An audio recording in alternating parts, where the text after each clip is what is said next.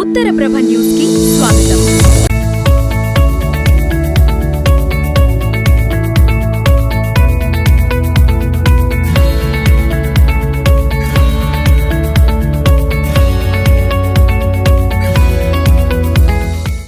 అల్లూరి జిల్లా పాడేరులో ఆదివాసీ గిరిజన సంఘాల ఆధ్వర్యంలో మీడియా సమావేశం నిర్వహించారు. జీవో నంబర్ 3పై హైపవర్ కమిటీ పేరుతో ప్రభుత్వం కాలయాపన చేస్తోందని గిరిజన సంఘాల నాయకులు ఆరోపించారు.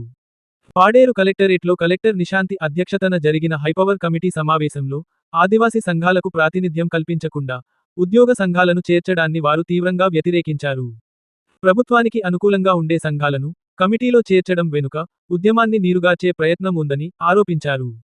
జీవో నంబర్ 3ను సాధించే వరకు తమ ఉద్యమం కొనసాగుతుందని ఆదివాసీ గిరిజన సంఘాల నాయకులు స్పష్టం చేశారు. మీద పోరాడే వాళ్ళకి వెయ్యాలి. మన ఎంప్లాయ్ యూనియన్స్కి వేస్తున్నారు. వాళ్ళు గవర్నమెంట్ సర్వీస్ చేస్తున్నారు కాబట్టి వారు దానికి గట్టిగా చెప్పలేరు. అలాగే ఉద్యమాలు చేసే చాలా సంఘాలు ఉన్నాము. సంఘం నుంచి ఒక్కొక్క నేమైనా తీసుకొని చేయాలి. అసలు ఐపవర్ కమిటీయే మాకొద్దు. ఐపవర్ కమిటీ అంటే ఎక్కడికి వెళ్ళి మాట్లాడతాం? అదేమైనా సీఎం గారు ఏమన్నా ఐపవర్ కమిటీ వేయమని ఏమైనా ఎజెండా ఏదైనా పేపర్ ఇచ్చారా? అది కూడా ఇప్పటి వరకు మా కలెక్టర్ గారు కానీ జేసీ గారు కానీ ఇవ్వలేదు. సో ఐపవర్ కమిటీ అని చెప్పి 10 సార్లు పిలుస్తున్నారే కానీ ఐపవర్ కమిటీకి ఏవో 5 మాత్రమే అంటారు. ఆ 5 కూడా ఎవరో రిటైర్డ్ అయిన వ్యక్తులు అంటారు. నా ఉద్దేశం ఏంటంటే రిటైర్డ్ అయిన వ్యక్తులు మాకు అడ్వైజర్స్గా ఉండాలి. మేము పోరాడుతున్నాం కాబట్టి ఉద్యమాలు ఎవరైతే రోడ్ల మీదకి వచ్చి చేస్తున్నారో వాళ్ళని ఐపవర్ కమిటీలో వెయ్యాలి. అయినా సరే ఐపవర్ కమిటీయే వద్దంటున్నాం. మా అందరి తరపున మా ట్రైబల్ మినిస్టర్ గారు ఉన్నారు, గుమ్మడి సంజారాణి గారు. మా ట్రైబల్ మినిస్టర్ గారు శాసనసభలకి చట్టసభలకి వెళ్లే వాళ్ళు ఉన్నారు. వాళ్ళకి కమిటీ వేసి ఆ కమిటీ ద్వారా మాకు జీవో నెంబర్ 3 అయితేనేమి 170 చట్టం అయితేనేమి మిగతా మా గిరిజన చట్టాలు అయితేనేమి వాటి మీద మా బాక్సైట్ గురించి కూడా మాకు మా మినిస్టర్ ఉన్నారు, మా ట్రైబల్ మినిస్టర్ గారే మా కమిటీ లీడరు. ఆవిడే మా కమిటీ, ఆవిడే ఇవన్నీ కూడా తేల్చుకొని వచ్చి మా గిరిజనులకు ఇవ్వవలసింది రావాల్సింది అన్ని కూడా చేయవలసిన అవసరం మా ట్రైబల్ మినిస్టర్కే ఉంది. కానీ ఐపవర్ కమిటీ వేయడానికి మేమైతే పూర్తి వ్యతిరేకిస్తున్నాం. రాధాకృష్ణ, జీవో నెంబర్ 3 సాధన కమిటీ కో కన్వీనర్, 1/70 చట్టం పోరాట కమిటీ కో కన్వీనర్ని. రోజు కలెక్టరేట్లో దాదాపు 3-4 సార్లు ఐపవర్ కమిటీ అని చెప్పేసి కమిటీల పేరుతో కాలయాపన చేస్తున్నటువంటి పరిస్థితి ఉంది.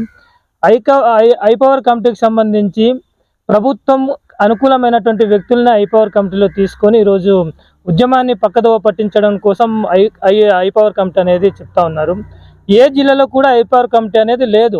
ఓన్లీ అల్లూరు జిల్లాలో మాత్రం ఇక్కడ ఉద్యమం ఎక్కువగా జరుగుతూ ఉంది కాబట్టి ఆ ఉద్యమాన్ని నీరుగార్చడం కోసం కొద్దిమంది ప్రభుత్వానికి అనుకూలమైనటువంటి వాళ్ళని ఐపవర్ కమిటీలో తీసుకుంటున్నటువంటి పరిస్థితి ఉంది. మేము ఐపవర్ కమిటీ అంటే అసలు గవర్నమెంట్ నుండి ఏమైనా జీవో ఏమైనా వచ్చిందా, లేదు దానికి చట్టబద్ధత ఏమైనా ఉందా అని చెప్పి చాలా క్లియర్గా మేము కలెక్టర్ గారిని జేసీ గారిని అడుగుతున్నాం. అటు ప్రభుత్వం నుండి ఎటువంటి జీవో కానీ చట్టబద్ధత ఏది కూడా లేనప్పుడు ఐపవర్ కమిటీ పేరు చెప్పి కాలయాపన ఎందుకు? మేము ఒకటే అడుగుతా ఉన్నాం. ఇప్పుడు ఉద్యోగస్తుల్ని కొద్దిమంది ప్రభుత్వ ఉద్యోగుల్ని తీసుకుంటా ఉన్నారు.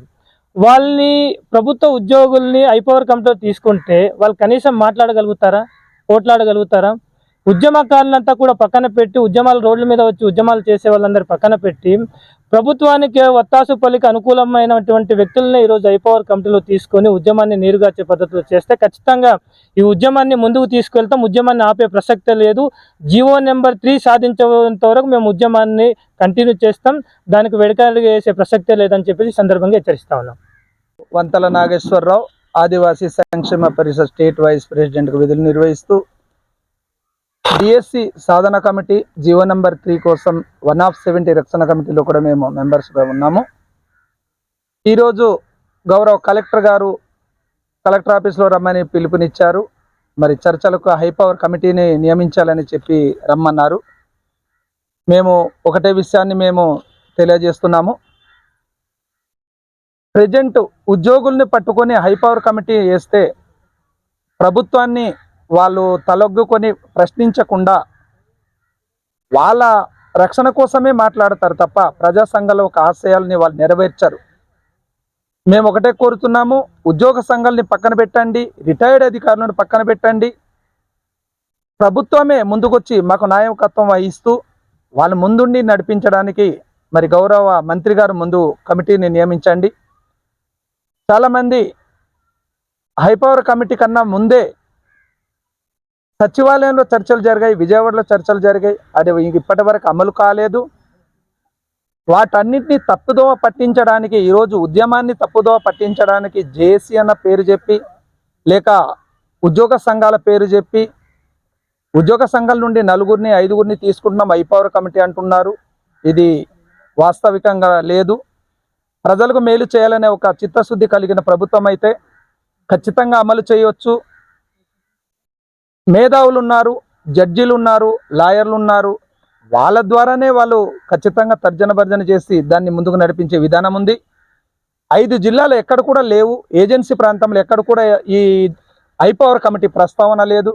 కానీ పాడేరులో మాత్రం, అల్లూరి జిల్లాలో మాత్రమే హైపవర్ కమిటీ పేరుతో కాలయాపన చేస్తూ ప్రభుత్వాన్ని నివేదిక ఇస్తామంటున్నారు.